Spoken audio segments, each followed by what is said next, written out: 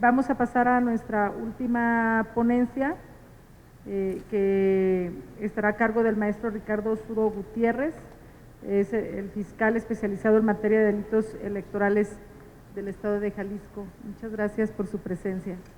Muchas gracias. Me toca cerrar este Con broche parlamento. de oro vamos a cerrar. Muchas gracias, diputada. Y pues me toca agradecer nuevamente al Congreso por organizar este parlamento abierto, que sin duda abre espacio para que las autoridades electorales locales tengamos voz en este proyecto de reforma que se ve venir. Y podría resultar increíble que en el 2019 sigamos buscando reconstruir la democracia de nuestro país. Pensaríamos que era un tema suficientemente discutido, pero parece que es un tema que se va actualizando cada proceso electoral y que surgen voces nuevas e inconformidades de procesos anteriores. Estamos a meses ya del 2020 y seguimos discutiendo cómo deben llevarse a cabo los procesos electorales. Bueno, le agradezco en especial a la diputada Verónica por presidir esta sesión de intervenciones, a la diputada Rocío Barrera por organizar este foro y al diputado Jorge Espada también por el espacio que nos brindó en este foro. Las elecciones, ha quedado claro a través de todas las intervenciones que es un asunto de Estado que debemos proteger y vigilar de manera conjunta. Sin duda, la colaboración interinstitucional es clave para la eficacia y eficiencia de cada uno de nosotros. Las fiscalías electorales, sin el apoyo tanto de las autoridades administrativas como de los tribunales, poco sentido tendría y poca eficacia tendría si no conociéramos de los delitos electorales que se cometen a lo largo de los procesos electorales. En Jalisco vivimos una cordialidad que se presume a nivel nacional entre el OPLE, el Tribunal Electoral Local, la Fiscalía Local, la delegación del INE y la Sala Regional Guadalajara. Hay una buena comunicación y hay una cordialidad que nos ha permitido tener unas colaboraciones importantes a lo largo de los procesos electorales, sobre todo los últimos. La Fiscalía Electoral nace en 2014, derivado de la reforma electoral, y ha costado trabajo consolidarlas a lo largo del país. Sin embargo, en el Estado nos han permitido ser parte de estos procesos electorales y poder dar el acompañamiento adecuado. Seguiré con los puntos de mi intervención y diría que el sistema electoral mexicano nació del proceso de transición de la democracia como un valor que debemos cuidar. La FEPADE nace hace 25 años a solicitud de la oposición, buscando que se equilibrara la balanza y que la competencia fuera en condiciones de equidad. Hoy seguimos cuestionando el tema de si hay fraude electoral, si hay compra de votos, si hay un tema de desvío de programas sociales, y pareciera que fuera un tema interminable. Sin embargo, originalmente se crea con la intención de que durara 6 años para equilibrar la balanza. Llevamos 25 y seguimos buscando ese equilibrio. Quisiéramos hacer notar que en la reforma de 2014 se ordena la existencia de fiscalías electorales locales en todos los estados. Es un tema que ha costado trabajo hacer cumplir. Les comento que hoy en día solo 17 estados cuentan con fiscalías electorales. Y hay que destacar que estas fiscalías no en todos los casos cuentan con la estructura suficiente, el presupuesto suficiente. Cuando la ley ordena que las fiscalías sean creadas con la suficiencia presupuestal, con los suficientes recursos humanos y financieros para poder operar, hoy en día, si ni siquiera existen, menos podemos considerar que se cuentan con los recursos suficientes. Desde el principio, el sistema electoral se construyó con base en la desconfianza. Vemos que esa desconfianza no ha podido ser erradicada. Hablamos mucho de la cultura cívica, tenemos que trabajar mucho en esta educación cívica y en esta conciencia de que depende de todos, no de solo las autoridades electorales, el respeto a la legalidad y a los procesos electorales. Si todos nos volvemos parte de esta conciencia y de este empuje hacia unas elecciones desarrolladas con integridad, cuestionaríamos menos estos procesos electorales. La pregunta sería, ¿es necesario mantener esta superestructura que se creó para garantizar el proceso electoral íntegro? El siguiente, ¿sería conveniente disminuirlas? ¿Es un tema de presupuesto, es un tema de confiabilidad o es un tema de una reconstrucción del sistema electoral mexicano? ¿Se requiere transformarlas o qué es lo que en realidad se requiere? A casi 30 años de construir la institucionalidad electoral no se ha podido poner punto final. El sistema electoral hay que verlo bajo dos parámetros: el objetivo, viéndolo como la organización óptima de la elección, cómo tendremos que hacerla. Ahorita en este día hemos visto propuestas muy claras a favor de la urna electrónica, a favor de optimizar los recursos del conteo rápido, de resultados preliminares, que brindan certeza a los contendientes. Las autoridades eficientes e imparciales, ¿por quién son designadas las autoridades? ¿Generan la suficiente confianza o no? ¿Y deben existir o no las autoridades? Hoy que se ha cuestionado la existencia de las autoridades locales, los posicionamientos que hemos escuchado el día de hoy son claros, tendientes a garantizar el federalismo e impulsar y fortalecer a los OPLES y también a las fiscalías locales, ¿no? Buscando la competencia equilibrada, ¿no? En el aspecto subjetivo, el déficit del cumplimiento a las condiciones de competencia, vamos a ver a qué obedecen. Tienen que ver con las autoridades electorales, con los partidos políticos, con los candidatos o las condiciones en que se viven los procesos electorales. Las prácticas irregulares para el proselitismo político, la afectación a la legalidad de las elecciones. Vemos que el tema de la función de las fiscalías se ha basado más en la prevención que en un tema inquisitivo de persecución del delito. Esto tiene que ver porque, por ejemplo, con el tema de la compra de voto, que es un tema que se sataniza y se pone mucho el dedo en la llaga, obedece más a una práctica que a un reclamo social. Finalmente, el que vende su voto pretende recibir algo a cambio de este. Y cuando tenemos una cultura suficiente, el propio ciudadano refutaría a aquel que le ofrece algo a cambio de su voto, ¿no? Creemos que la cultura funciona más que una práctica inquisitiva por parte de las fiscalías. Las condiciones de competencia política por parte de los partidos políticos no han cambiado pese a las sanciones. Vemos que el tema de gastos de campaña, el tema de omisión en la comprobación del gasto, vemos que la presión en el tema de género, bueno, no es exclusivo de género, pero el tema de la violencia política ha marcado sin duda los últimos procesos electorales. Vimos homicidios de candidatos a municipios, a diputados a lo largo de todo el país. Es un tema que sin duda nos preocupa. Sin embargo, las fiscalías no tenemos tipos especiales para combatir la violencia política. Eso es un tema grave porque los contendientes esperarían que las fiscalías actuáramos en consecuencia de los actos de violencia. Sin embargo, al no tener un tipo penal, lo que hemos hecho es actuar a prevención o como primer respondiente, dictando medidas de protección para los casos que tienen que ver con violencia política, sobre todo en el tema de mujeres, y alargamos este conocimiento o la integración de esta carpeta durante el proceso de campañas y después lo derivamos al área que corresponde. Por ejemplo, son otros tipos penales, como podría ser el tema de amenazas, lesiones, o podría llegar el caso de algún homicidio. Ese correspondería a otras áreas de la Fiscalía. Sin embargo, nosotros, al tener conocimiento durante el periodo de campañas, que es el más delicado y donde se suscita mayor casos de violencia, nosotros conocemos a prevención y dictamos las medidas de protección correspondientes, para no ser indiferentes u omisos ante un delito electoral. Hay temas como el tema del voto en el extranjero, que vemos que es muy difícil nosotros prevenir la intromisión de dinero extranjero a las campañas nacionales, y aun cuando es un tema que compete a la Federación, de acuerdo a la Ley Orgánica de la Fiscalía de la Nación, la Fiscalía General de la República, perdón.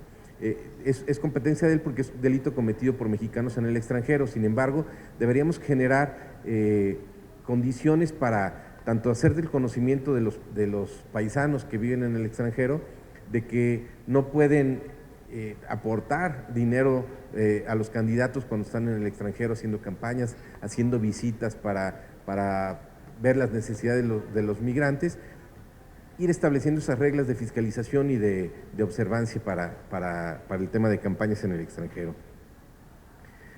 Por lo tanto, resulta indispensable el fortalecimiento institucional, la cooperación entre autoridades.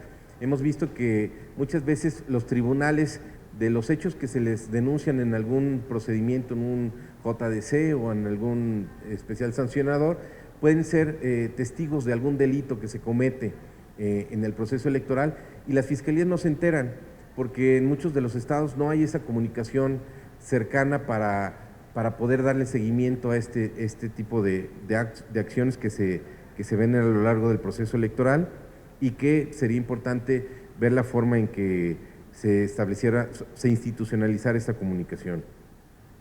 El tema de los valores democráticos en casa, pues también es parte de la cultura cívica. Instituciones gubernamentales fuertes. Vemos que hoy el tema presupuestal sí es un tema que nos debe preocupar a todos. Sin embargo, no tenemos que escatimar en el sentido de que lo mínimo indispensable tiene que suceder, ¿no? Tenemos que ver qué esperamos como nación de nuestras autoridades, pero que estas autoridades también cuenten con los elementos suficientes para poder responder a estos reclamos.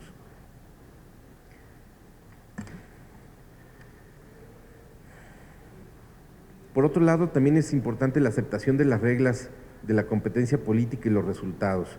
Como lo hemos visto, en nuestro país la evolución de los partidos políticos es suficiente para que los candidatos perdedores reconozcan hoy en día quién es el ganador.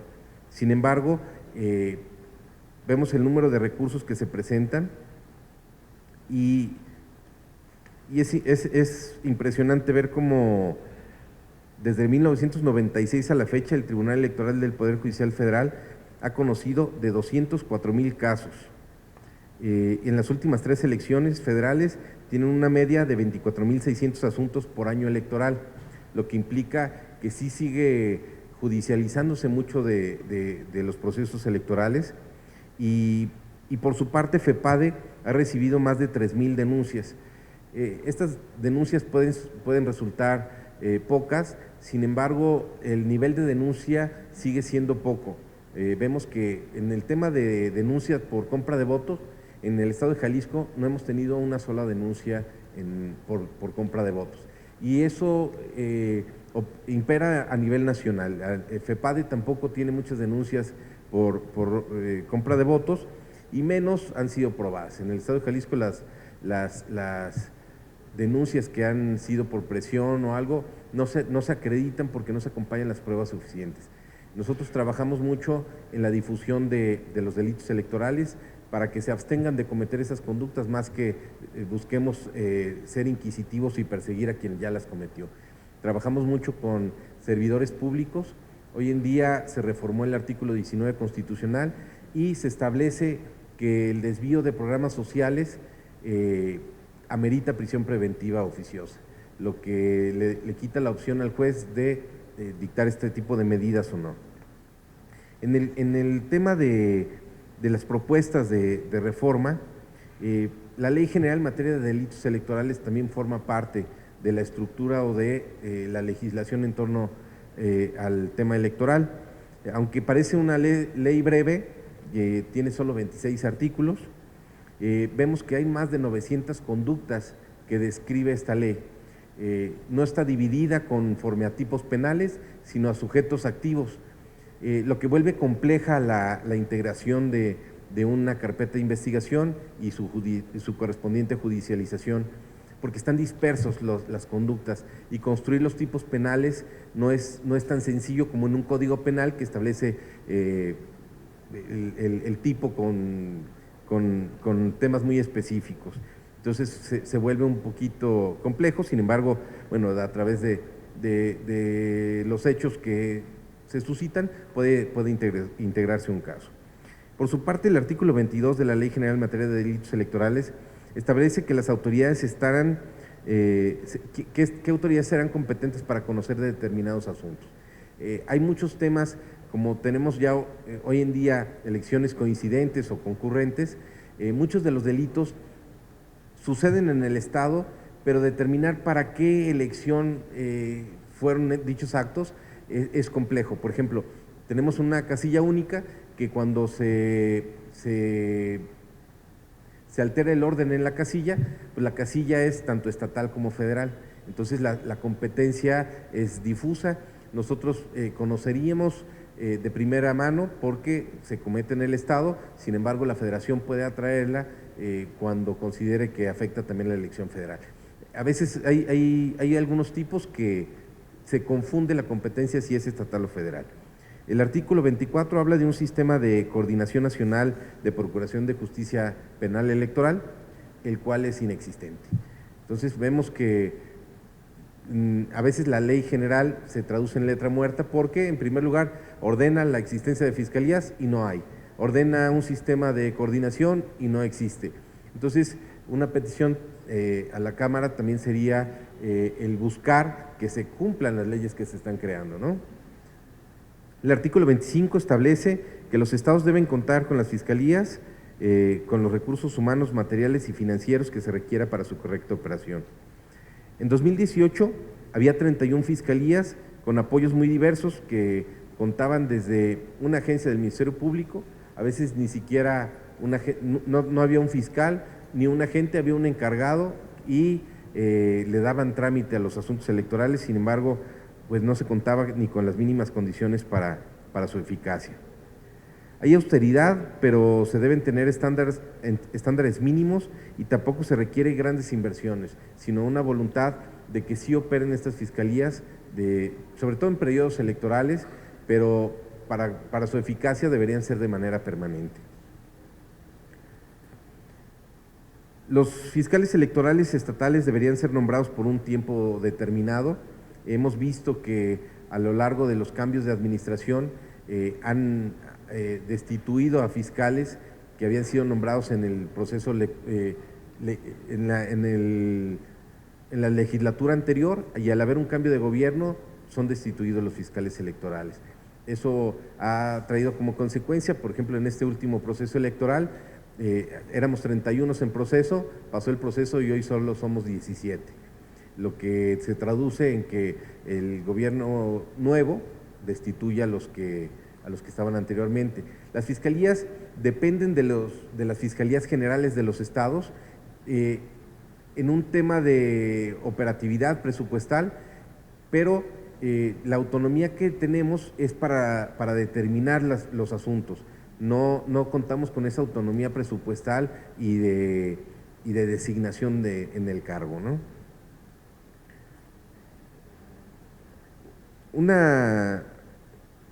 Otro tema importante es el tema de la violencia política de género. Aunque en el estado de Jalisco participamos en el Observatorio del Desarrollo Político de las Mujeres, no contamos con la personalidad suficiente para a veces celebrar convenios o esa autonomía para ser parte activa de los observatorios. Y otro tema grave es el tema de la ausencia de los tipos penales para poder actuar en consecuencia de la violencia política. Una reforma mal estructurada tiene riesgos. Contamos con autoridades que tienen experiencia, tienen la validez suficiente para la experiencia para desarrollar procesos electorales. Una mala reforma electoral nos pone en riesgo de no contar con la suficiente legitimación para desarrollar un proceso, lo cual podría ser más cuestionado que el sistema que tenemos actual. Por eso tendríamos que seguir siendo ejemplo mundial de la organización de elecciones y hay que seguir apoyando para que no se debilite esta condición. Con eso concluiría mi intervención y quedo a sus órdenes para alguna duda. Muchas gracias, señor fiscal. ¿Alguien tendría alguna pregunta? Sí, el consejero Cross, por favor.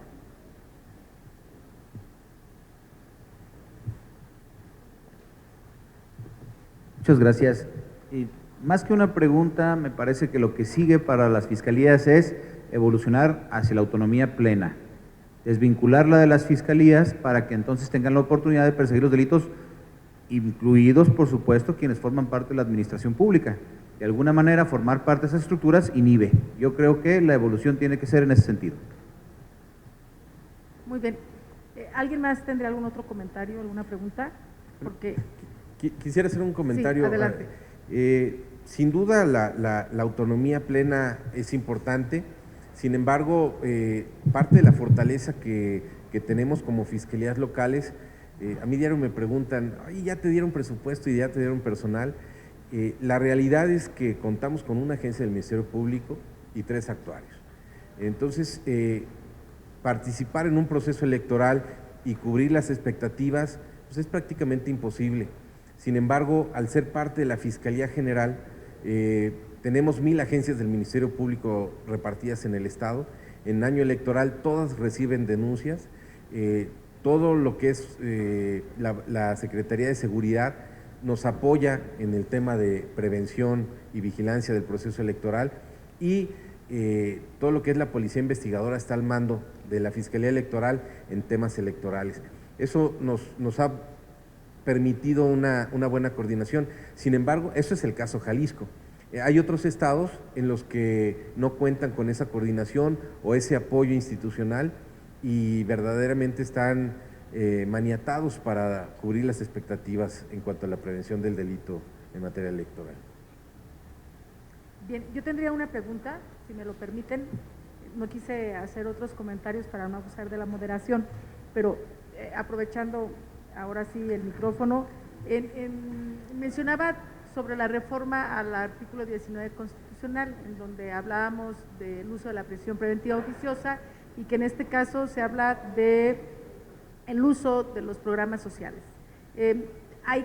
Nos hace falta, tenemos que hacerlo en la Cámara, en el Congreso, la armonización que se deriva de esta reforma. En su opinión, ¿hacia dónde tendríamos que ir en ese tema? Bueno, en concreto, agravar el tipo penal que tiene que ver con, como les decía, la ley general está dividida de acuerdo a sujetos activos. La que tiene que ver con funcionarios públicos, en cuanto al desvío de programas sociales, en ese artículo tendría que establecerse. Y por otro lado, también, hoy que estamos hablando de los principios pro persona, el 58 constitucional habla de la suspensión de los derechos político-electorales de todo aquel que es sentenciado. Hoy en día, con el nuevo sistema de justicia penal, un gran porcentaje de los sentenciados por un tema penal enfrentan sus penas en libertad, lo cual no cobraría sentido que esta persona que está en libertad sea suspendida de sus derechos político-electorales. Aprovechando el espacio, también podría ser un tema a debatir en esta nueva reforma electoral, y hay sentencias ya a favor de personas que han solicitado la expedición de una credencial para votar cuando enfrentan su pena en libertad o son preliberados. Lo de avanzada sería permitir incluso el voto de los reclusos, que hay otros países que sí lo hacen, y no tendríamos por qué suspender estos derechos político-electorales al ser también, estar dentro del catálogo de los derechos humanos. Muy bien, muchas gracias. ¿Alguien más tendría alguna pregunta para el señor fiscal? Bueno, pues agradecerle su participación. Con esta participación hemos concluido la exposición de las distintas ponencias. Instituto Electoral y de Participación Ciudadana del Estado de Jalisco.